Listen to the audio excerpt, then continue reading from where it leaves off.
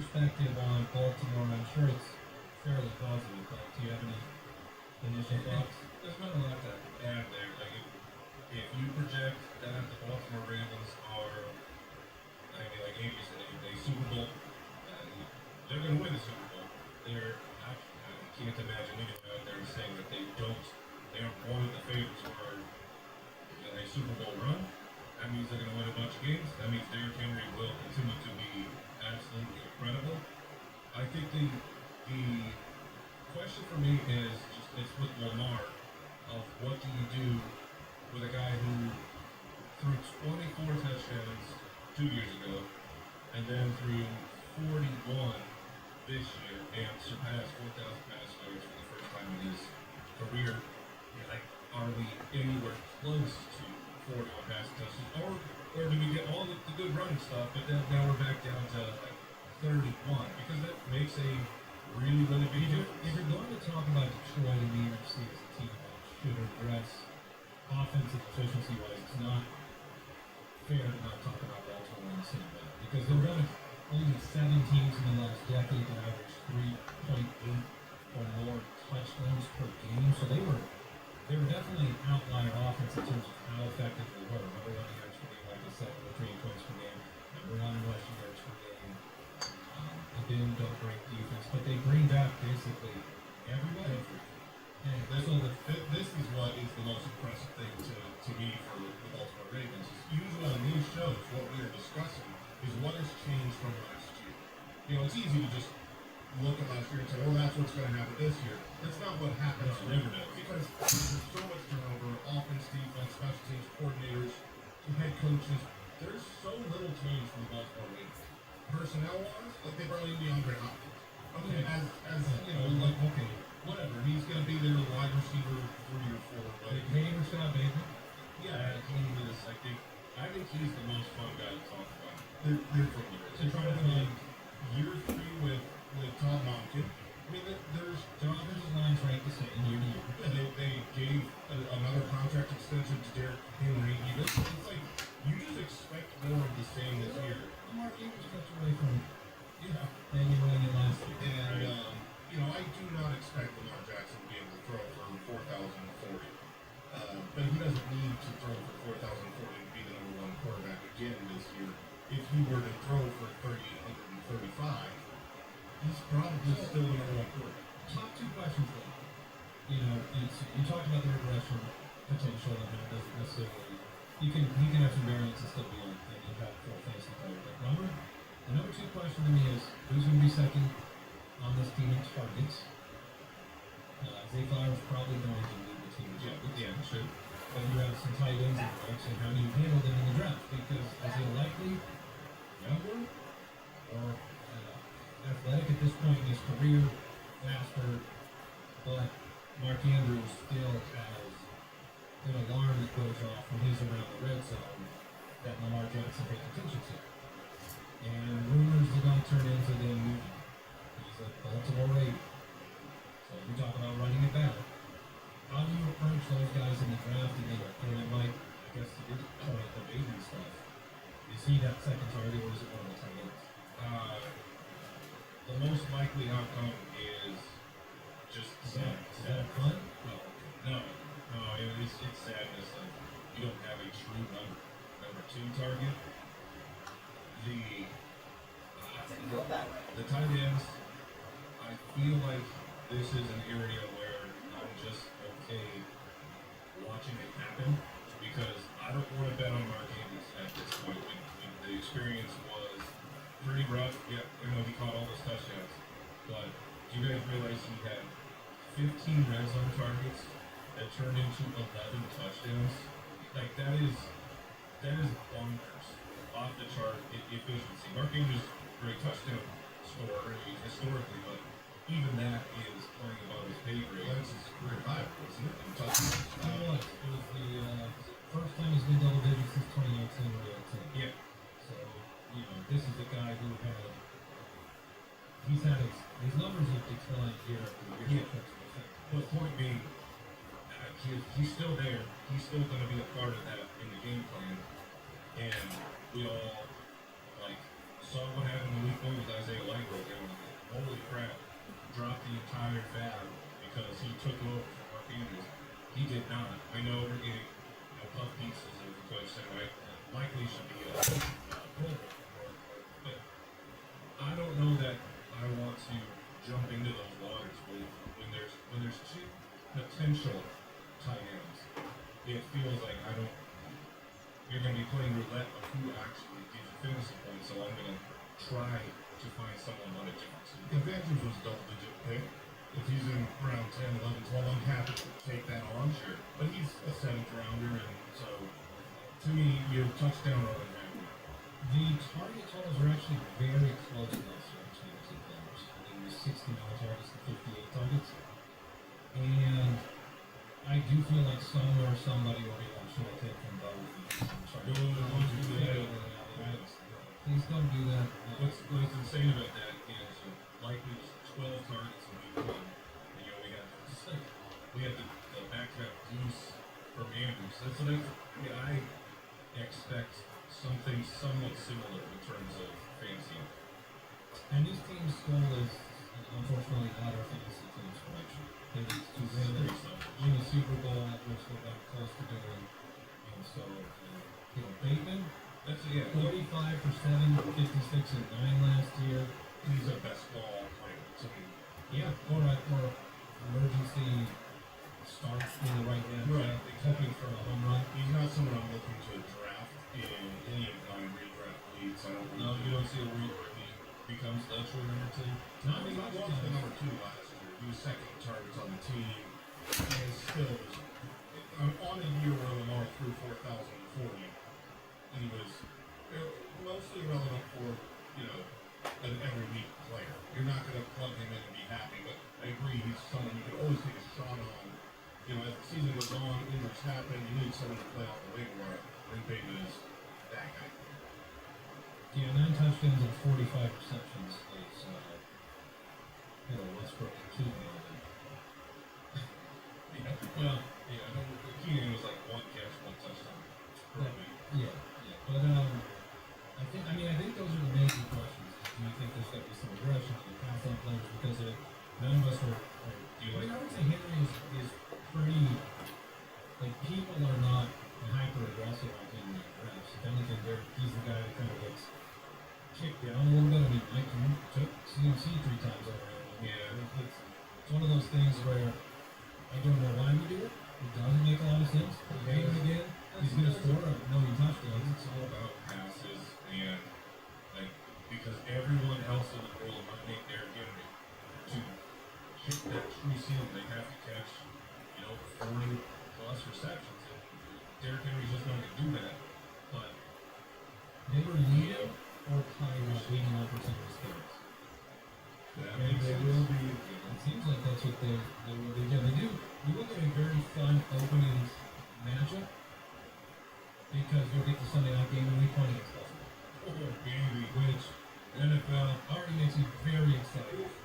And then Cleveland at home. So they're in Buffalo at home for a couple days. Then Kansas City, week 4. So it's going to be Detroit, Kansas City, Buffalo in 3 of the first 4 weeks. Those are some tough matchups. Are you guys good with the Flowers ADP? I don't think any of the 3 of us are in love. That's fine. Yeah, 5th round, wide receiver 24. Somebody that's a guaranteed. I'd be happy to Flowers all year long. Yeah, if he's your 5th player, that's fine. I'm not in love with Flowers, but he's still a young guy with great quarterback, talented. If he were to step up on target percentage of 2%, he could be a weekly relevant starter. Was he last 25% last year? Was he that high? Yeah. Because you had a couple games. He missed some time, didn't he? No, he played every game. But the final week he only played 20% of snaps, that's week 18, so you don't really count it. The one real clunker would be in week 7 against Tampa Bay, where he had 1 target. He played the whole game. I counted on him in championship week. I guess that's not fun. That didn't work. But he was a little bit banged up. Did he miss a playoff game then? Yes. Okay. I think he got hurt in the final week, and then Kyle, you there? We have time today. Kyle, come in. you're supposed to know this stuff. Come on, game radio. Okay. Yeah, he didn't play the Flames. Any partying thoughts on Baltimore before we move on? Party thoughts. Yeah. I think Super Bowl party is the thoughts for the Ravens. Thank you, Jason. You're I really appreciate that. We'll take a break and come back with the team that is just there. I don't know what to do.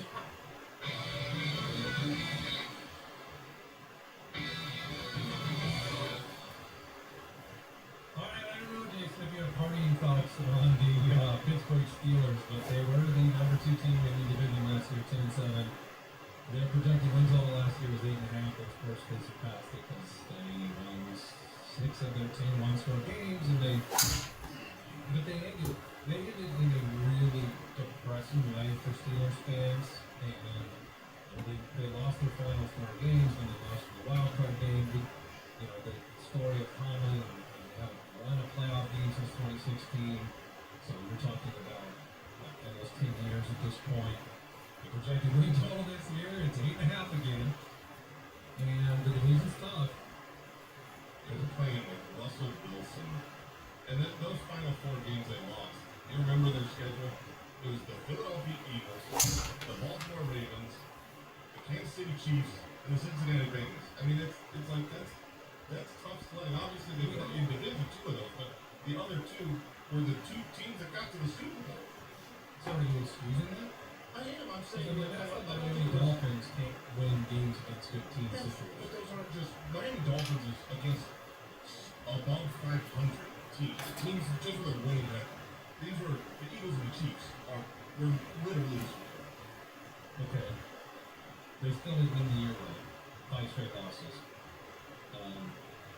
Aaron Rodgers is a better quarterback than the Steelers. This isn't a Aaron Rodgers take. This is an anti-Russell. Hold on, cut that for sure and post it and make it all look like a partying song for Jason. But second of all, to the bit, man. so far we've got he completely dismissed the 5-game losing streak and indoors combined. So just to be clear, that's where we're at on the Steelers so far. They were 20th in points per game last year, 30 yards per game. So when you look at the bar on offense, it's set very low. 28th in passing percentage. You've got an Arthur Smith issue because one of the things coming out this week, Aaron Rodgers and Arthur Smith are going to talk about how to balance the offense, the running game versus the passing game. I mean, okay. It's not. I mean, the running game versus the passing game. It's Arthur Smith versus Aaron Rodgers. Like they're already in battle. Like It's gonna go great, guys. Arthur wants to run the ball.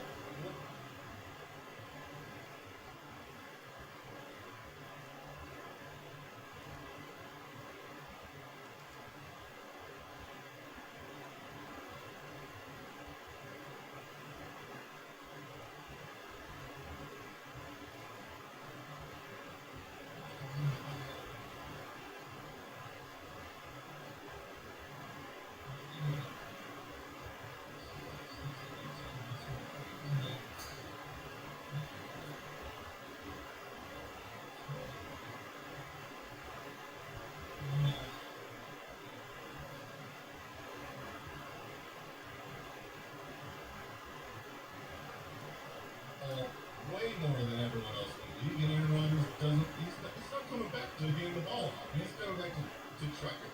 There's an aspect here that it's hard not to give Mike Tomlin a tremendous amount of credit. He's had 18 seasons, and 18 seasons of over 500. So, if that's your bar, amazing. If it's winning a playoff game, it's been a while.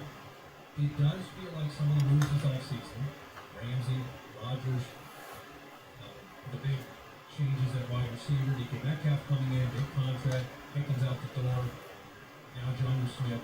It does feel like, okay, it can work. You could be going all in, you could get a good year. You got to avoid injury. But it also feels a little bit like the Suns traded for shit, and Kevin Durant. And you're spending the money and you're going all in, but you're kind of at a breaking point. Like, nobody in Pittsburgh is going to be okay with this offseason coming back and re-rolling what got them 5 losses to in the year losing the playoff game. So you had to do major things. They're shaking it up. They're just very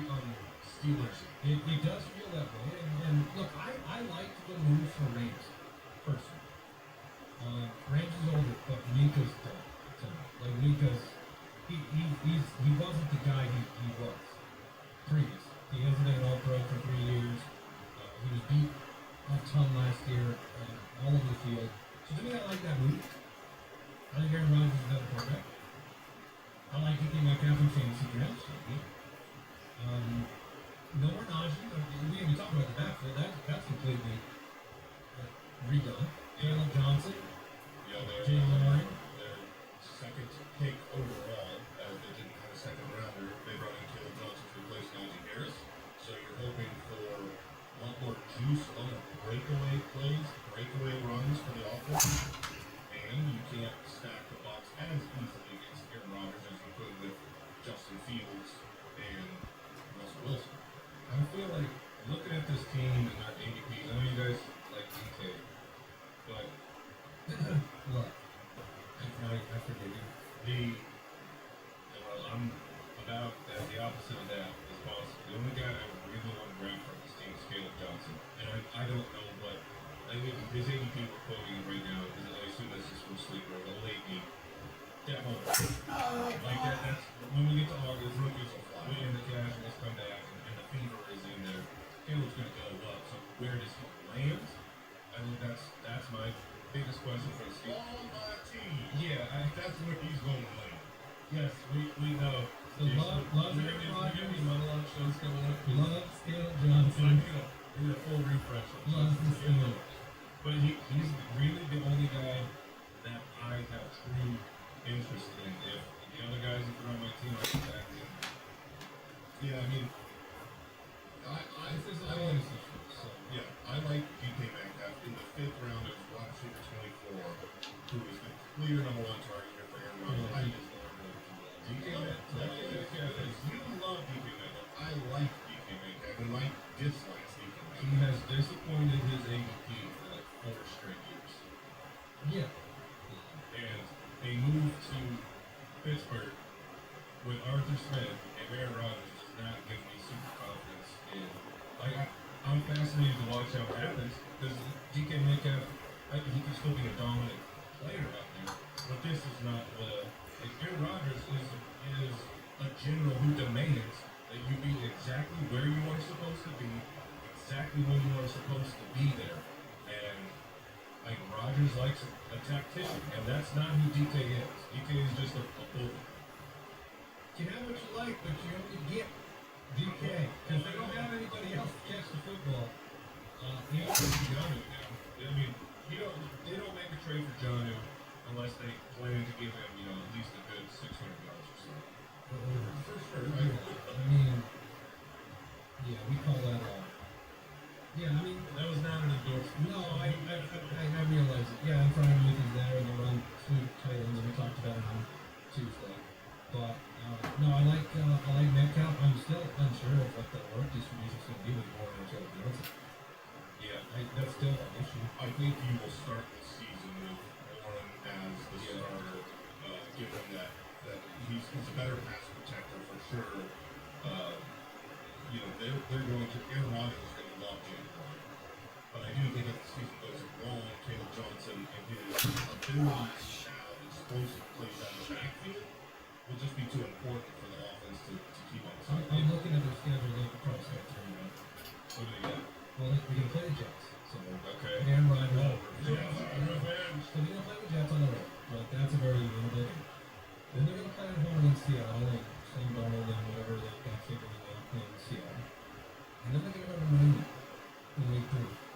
So, Oh man, the loss to the Jets in week 1 would just be. oh my God. It would be. Oh, theater. Oh, theater. I got the Steelers. I'm not wishing ill upon you, but yeah, for the sake of the fun. beauty of lose their minds, and it would be amazing. Out of curiosity, because I get accused for some reason of favoring the Steelers. Just call it It's just thing like that. strange. But I just maybe the Deucer's Alley crew can give me like after that conversation about the Steelers, did it come across pro or no? Or yeah. Did that come across as we were anti-Steelers or pro Steelers? I'm going to say anti. Okay, so I was leaning pro. okay, Okay. but I'm sure I know how it comes across the Steelers thing. I think to Jason Williams' point, I think the easiest thing to spot for the Pittsburgh Steelers is Caleb Johnson will be drafted before Jalen Warren. Warren will be used more in the first couple of weeks. Everyone's going to lose their minds. You're like, I drafted Caleb Johnson to be used, and he's going to be. So long as Aaron Rodgers doesn't do what we all know he's going to do and change the plays at the line to throw the ball all the time. I mean, the reason that I have over this offseason bemoaned Aaron Rodgers and said this is going to be the Steelers' first losing season in forever because I love Mike Tomlin is because Mike Tomlin, with this roster and a different quarterback who's not changing plays and throwing it like crazy at the line, will just win games. This is Adam Ramsey. I'm sure they will come and sign TJ Watt. They'll get a deal done there. But if you've got TJ Watt and Jalen Ramsey, that defense is going to be really, really good. So now if you've got the running game going with Caleb Johnson, with two tight ends, you're going to have a bully offensive line, really three tight ends with Washington there. Oh, that's right. That's what I'm saying. But they don't. I mean, the problem with the Steelers over the last, I mean, it was probably Baltimore. The problem with the Steelers the last few years is Pickett, it's Russ. It's great when you're winning at the beginning of the game. You can't come back and win a game. That's been the problem. They don't have a explosive offense to like get back into a game and give Aaron Rodgers a shot. I mean, I love what Rodgers did for Adams and Wilson, fantasy wise last year. That's why I like defense. Because he's won them. But I mean, this is going to be a wild year because you have to compete with Baltimore and the next game we're talking about, Cincinnati Bengals. And the Bengals were 9-8 last year. They went on that big run. They started the year 1-4, and all of those games, they were the opposite of the Chiefs. The Chiefs just kept winning games by any means necessary to the point where we rolled our eyes in the back of our head and cursed the fact that they were going to go to another Super Bowl, which they did. The Bengals just kept losing games and finding ways to lose games. You know, 7 of the 8 losses we even had last year were against playoff teams. This is the most bad luck season ever. You know, maybe bad luck's the wrong phrase, but tough luck. Yeah, that's fair. So where are the Bengals on it? I mean, you're not going to sit here and talk about their defense. You know that. You're not going to talk about their defense. Very much talk about the But defense. I like The the best Steelers. part of their offense is the fact that they're going to have to score 33 points to win the game. So what's the chance that Burrow has to do exactly what he did last year and go 35 plus touchdowns? I think the chances are very high. The Bengals, I don't know that they have changed their defense enough to make it good. They might have done some stuff to make it not one of the worst in the league, but they are going, and when people play against the Bengals, they know they've got to score a lot of points and more aggressive because of Joe Burrow. The combination of bad defense with this great offense, bringing T. Higgins back.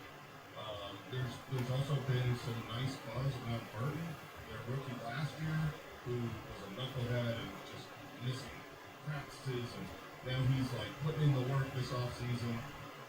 Chase Brown became a revelation the second half of last year after the Zach Moss injury when they started winning those games. I think they're going to utilize him a lot. The Bengals offense is like, this is the team I want the most. Are they even going to have a first round defensive pick signed for a Roder or Higgins fan?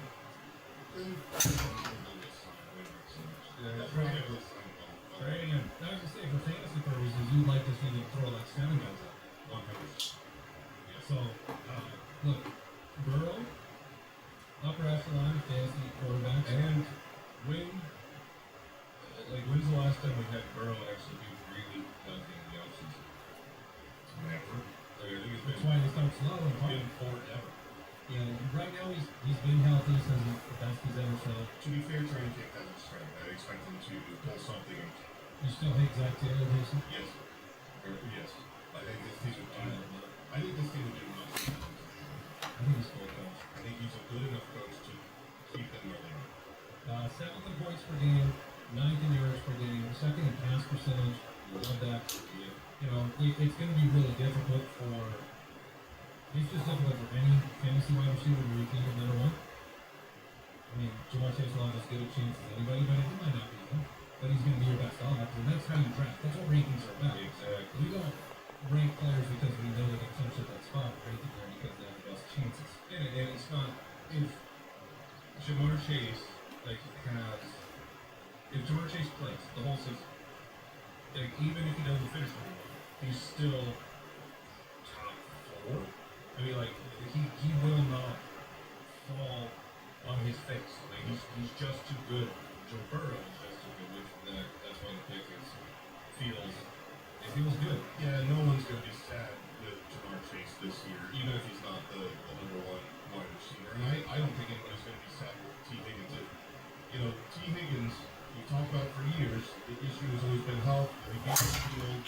If he's on the field, he's great. If you look at in 2024 at the numbers between T. Higgins and Jamar Chase is like literally the first pick in fantasy football. T. Higgins was right with me on almost every metric. You look at the target percentage. It's 26 to 23%. You look at targets per route run, 25% to 24%. Yards per route run, 2.4 to 2.1. Like first read targets. Yes, Jamar Chase, 34% to 29%. We're getting high T Higgins this year, man. He's always been an amazing split stick. Yes. That's T. Higgins' world. He just needs to be healthy. Do you believe that T. Higgins will finish his career never playing the full season? Yes. Really? Yeah. I don't think that. It's rare for people. His rookie year makes you look real good. Well, did they not play 17 in 2020? No. Well, they didn't, right?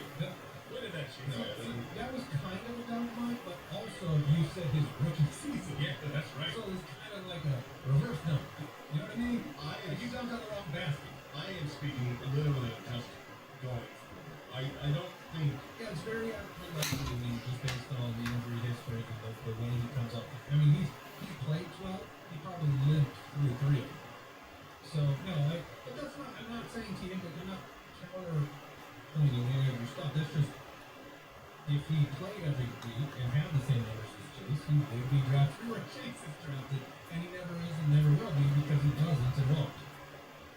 That is the very end of what you said is the only thing that I take umbrage with, where I don't believe that past injuries are indicative of future injuries in most cases. I mean, we have so many examples in the past of injury-prone players that then all of a sudden aren't injury-prone. He's a good example of an injury-prone player that's always injured. That's what he is. He's an injury-prone player that's always hurt. When you leave, He's never finished a fantasy season in the top 17. Jalen Watt gave you what? The wide receiver 7 as the wide receiver. You leave the draft only to have right at the end of the draft, they're like, oh, T. Higgins injured his hamstring. So, Rough. I think the 303 for T. Higgins is fair. It's a little bit, we did a too hot to handle episode, he didn't come up. It's a little bit on the edge for me. I can see all that, and what makes the 303 difficult is that Chase Brown is also going in the third. And Chase Brown, running back 12 right now, he's one of my favorite picks in all of fantasy football this year. I don't think there's anyone who's going to get in his way, and he was absolutely electric. For week 1, he was the running back 5 in total fantasy points scored, only staying on some more total opportunities in that span.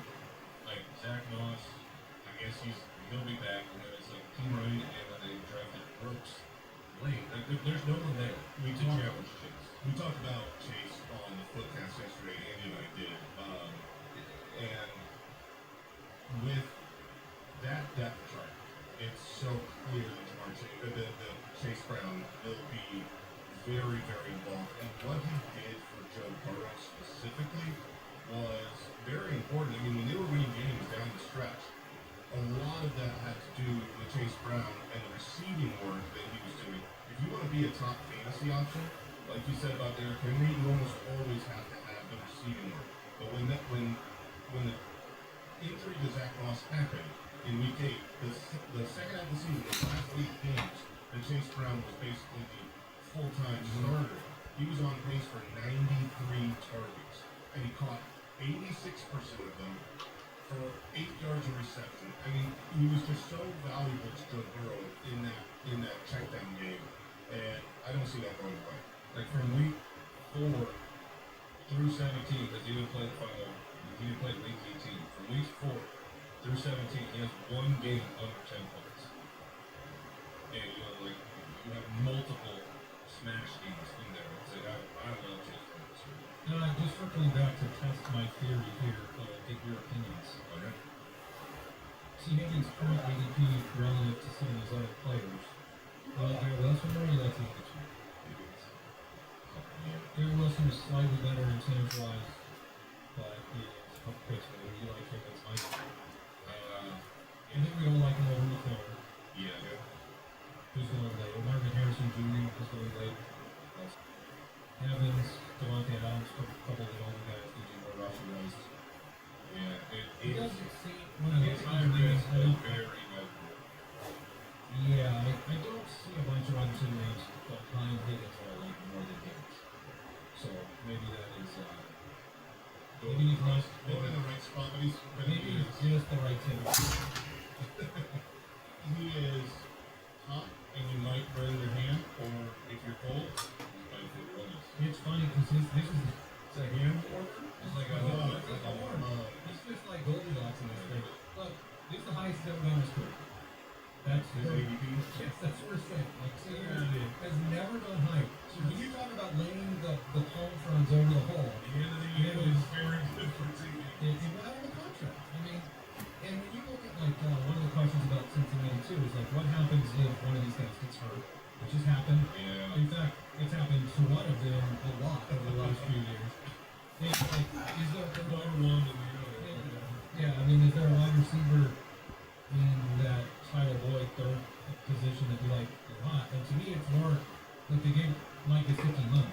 So Gesicki is not going to be a target until one of these guys gets hurt. And then I'm looking at him on free agency and saying, I think I might be able to start him with a team that passes at the level that they pass, with the defense that they have. To me, Gesicki is the perfect pivot when one of those guys gets hurt. Sure. Yeah, for that. Any other thoughts about the team in terms of range of outcomes for Burrow or anything else we want to mention? The NFL did its best to try and help the Bengals get off to a strong start with the Cleveland Browns and the Jacksonville Jaguars. Just trying to say, like, come on. Of course, they did it last year. I was saying, going into Cleveland, that set them up. For I mean, you went into New England and lost, set them up to go into Cleveland. But yeah, we had Cleveland, Jacksonville, Minnesota, and Denver. 3 out of 4 on the road. So you talk about slow start potential. That's a little worrisome. 2-2 maybe. Sounds like they got to throw a bunch. It does sound like we got to throw a bunch. We'll take a break and we'll talk about Mike's favorite team on the planet.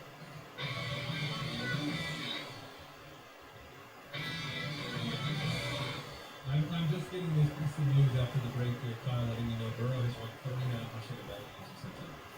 That sounds about right. Feels like hot. It feels like a high number because of our experience. Maybe. Cleveland was 3-14 last year. And their projected win total going into the season was 8.5. Sean Watson, that didn't work.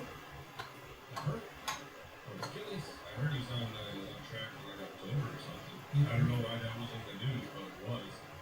If I could block the Sean Watson news from my feed, I can filter it out. If the Cleveland Browns could block Deshaun Watson news, I think they would. so I bet Stefanski on Twitter.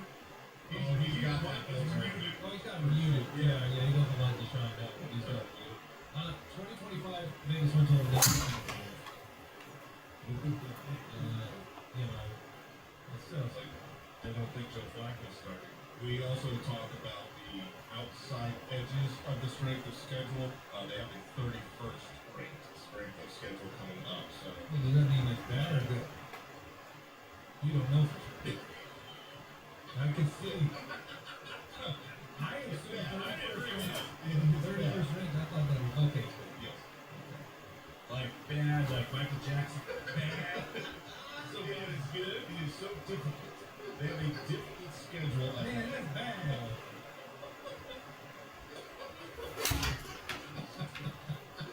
You get freeze and then froze. For a second, you make sure. Question. Look, I didn't know the answer. I couldn't remember how we put it in. They're favored in one game. So, against who? Let us know who they're favored against and what fan base you Is it their bye week? They are favored in their bye. Week their favorite week 14. Yes. Oh yeah, 1.5 point favorites. That's gotta be New England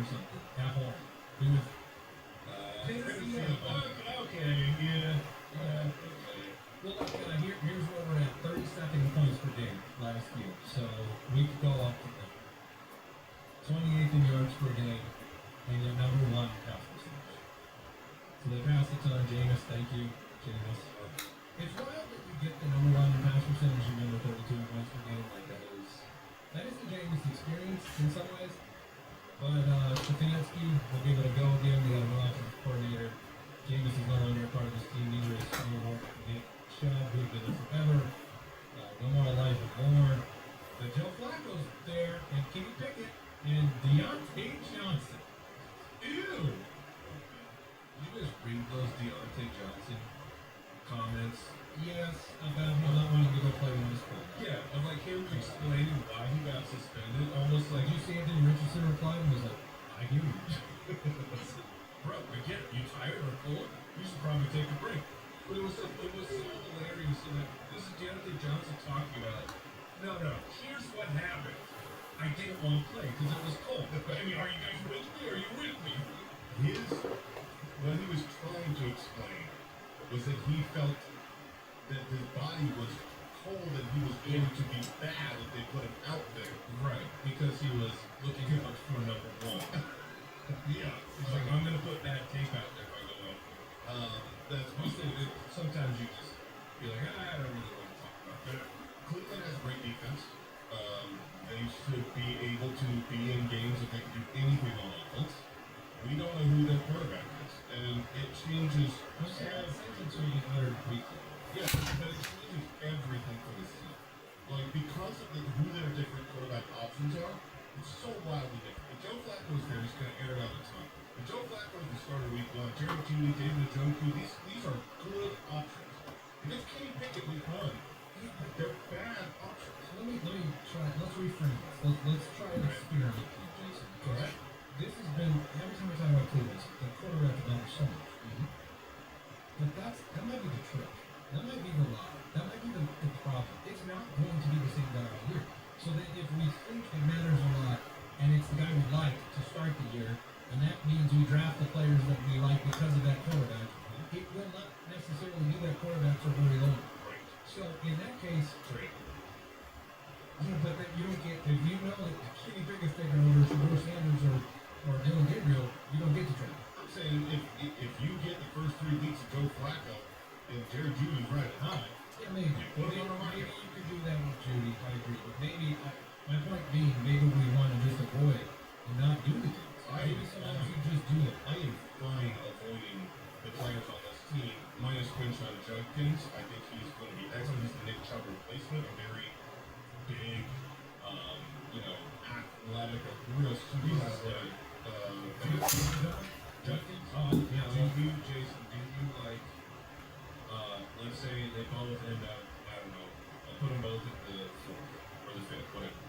Be like Caleb Johnson or Judkins, which direction would you prefer to go? You know, it is funny because you hypothetically said I'll put him in the 4th or the 5th. That makes the difference for me. I'm saying I'll put them both there. No, I know, but I'm saying if they're both in the 4th, I lean Judkins, and if they're both in the 5th, I lean Caleb Johnson. The reason why is because I think Judkins is the clear week 1 starter. He's going to get the volume, and if I have to draft him in the 4th round, this is a starter on my fantasy roster from week 1. I do think towards the second half of the year, Caleb Johnson has a more explosive overall fantasy finish, and so if I can wait to have him be, not necessarily one of my 2 running back starters, and he's my 3rd running back drafted, I'd rather have. Those 2 guys, though, are my number 1 and number 2 currently ranked rookie running backs. One of the reasons that I don't necessarily. We elite JT, we do. Rookie running backs. Still take that little run. Oh yeah, We don't count JT as a rookie. No, he does. Here's like he's a top podcast. yeah, that's a good point.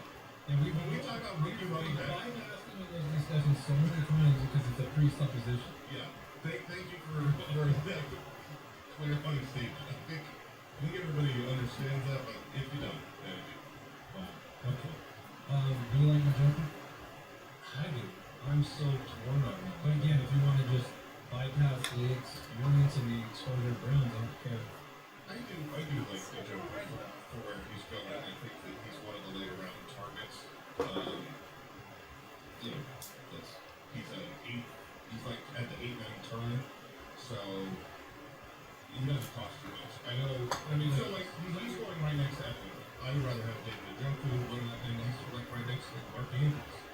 Yeah, I think I'm taking the Joker overall. I'm starting to say that one of the reasons I'm not in the Cedric Tillman as a sleeper category is because Judkins Jr. and the Joker, I like them all more on a team than them. And so at that point, I'm getting further down the list of potential week to week success. I mean, he had a good 3-game stretch. So I don't think he's a bad player. I just don't know what he's going to represent for my team on the year, and I don't think the ceiling's very high because he really falls in the pecking order. And this team being so bad on offense that I think I would try a better upside offense when I'm taking a dart throw, but I know that's kind of, or at least Jason's been beautiful. I like Cedric Tillman, and my issue with Judy is we saw 4.5 years of Jerry Judy, and then it wasn't until Jameis Winston took over and was throwing him the ball 10 plus times every single week. And I think that is part of Cedric Tillman. It just we haven't seen as much Tillman to know like we did. Is he truly We've seen some of those. is he truly a starter or like a fantasy starter? It's a confusing situation, but At least Judy had finished in the top 24 at the position on another team than the court. yeah, That's one of the reasons why actually, in the draft capital and the explosiveness. I mean, you can be on a team with James Winston, but you still have to be putting up 100 or 90 catches or whatever. yeah, the production was incredible. But man, for Judy had that 1 year he was wide receiver 21, but nothing than that. It was rough, like really rough.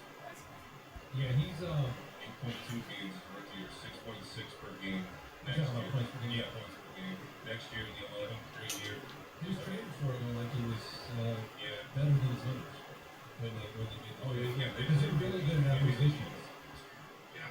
They make the right calls on acquisitions. And that's why Kenny Pickett. They start here in Cincinnati, Baltimore, Green Bay, Detroit. Oh no. Yeah. Okay. That adds to the dump That's Flacco starts 4 games and everyone's just pissed off and we got a bench. Or vice versa. I mean, that's the hope. At this point, I hope Pickett starts 4 games because then you can get Flacco for more. How about this? Or Shador starts game 5. How about I'm 0-4 and I bet my lifeline. You're oh man, I would not bet on that Cincinnati week one. Your life is too valuable for betting on the Bengals opening up. Yeah, that's fair, but they should be $20. okay. Yeah. So I'm gonna amend what I said earlier. You have the first month of great value and then you put Jerry Judy on the trading block. Okay, so they schedule you get week 1. Okay? You get that Cincinnati Bengals game, you're gonna have awesome, you're gonna throw it a ton, you're gonna have to keep up, you're gonna have to points. So Judy and out. Judy 1 week after. Put him on the trading block once he has 18 targets. By the way, apparently last year on these shows we predicted the division winners, and Mike predicted the most. He got 5 of 8 division winners correct. Yes. I don't see any statistics around Jason and I's performance. I bet it was Insulating us from the damage. It was just almost